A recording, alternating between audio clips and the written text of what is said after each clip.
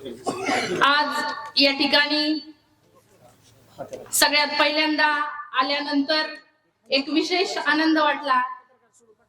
ज्या भावाला आम्ही आमच्या पारनेर नगर विधानसभा मतदारसंघामध्ये पाहायचो, ज्या भावाला आम्ही आमच्या नगर दक्षिणेच्या प्रचार यंत्रणेत सगळ्यात पुढे पाहायचो, आज त्याच भावाच्या मतदारसंघात आल्यानंतर एक प्रचंड असा आनंद झालेला आहे।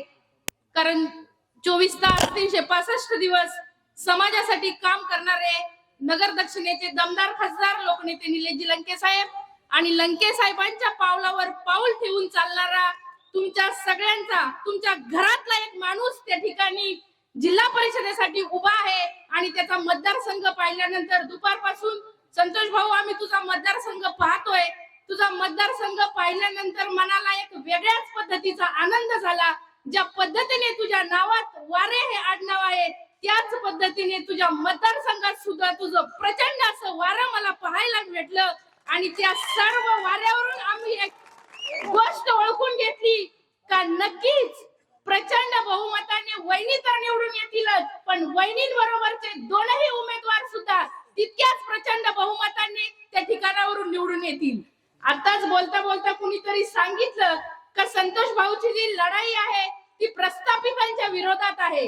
येताना मगाशी आम्ही वहिनींना विचारलं, राणीताईंनी सहज विचारलं समोर किती जण आहेत, समोरचे माणसांचा परिचय आम्ही थोडक्यात घेतला तर सगळे प्रस्थापित एका बाजूला झालेत आणि सामान्य घरातलं पोरग एका बाजूला झालंय।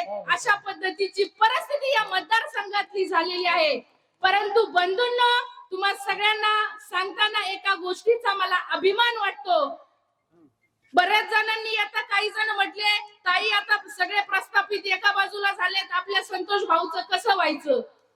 बोलता बोलता तुमच्यातलेच एक दोन जण मगाशी म्हटले ताई सगळेच प्रस्थापित एका बाजूला झालेत, संतोष भाऊचं कसं व्हायचं। त्यांना मी सांगितलं का संतोष भाऊ हा लंके साहेबांचा चेला आहे आणि लंके साहेबांनी नगर दक्षिणेत सगळेच प्रस्थापित घरी पाठवलेत, त्यामुळे घाबरायचं काहीच कारण नाही। लंके साहेबांचा चेला कुठं मागे राहणार नाही, त्यात कुठल्याही प्रकारची शंका नाही। 24 तास 365 दिवस लोकांमध्ये राहून लोकांसाठी काम करणारे आमचे खासदार साहेब आहेत आणि खासदार साहेबांच्या खांद्याला खांदा लावून आपला मावळा संघटनेत सुद्धा काम संतोष भाऊचं जर पाहिलं तर अतिशय उत्कृष्ट रीतीने आहे।